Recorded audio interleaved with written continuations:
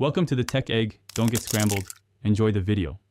In this video, I will explain how to make a can of tuna taste good.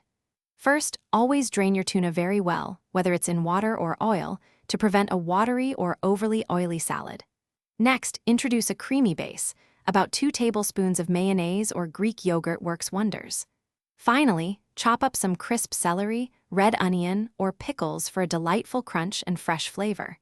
These simple steps are your foundation for delicious tuna. To truly elevate your tuna, acidity is key. A squeeze of fresh lemon juice, about 1 teaspoon, or a splash of apple cider vinegar, around half a teaspoon, can brighten the entire dish. Don't forget fresh herbs. A tablespoon of chopped dill, parsley, or chives adds incredible aroma and taste. A simple dash of salt and a few grinds of black pepper will perfectly round out all the flavors, making your tuna truly pop. Beyond the classic, get creative with your tuna. For a healthy twist, mash half an avocado with your tuna, adding a squeeze of lime juice for freshness.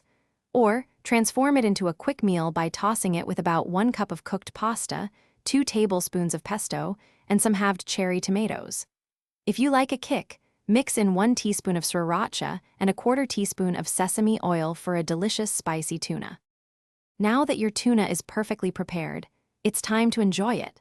Serve your delicious tuna salad on 2 slices of toasted whole wheat bread for a satisfying sandwich, or in crisp lettuce cups for a lighter option. It also makes a fantastic topping for about 5 to 6 crackers or rice cakes.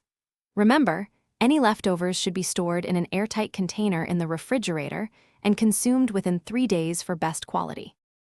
Thanks for watching. Consider subscribing if I helped unscramble your problems.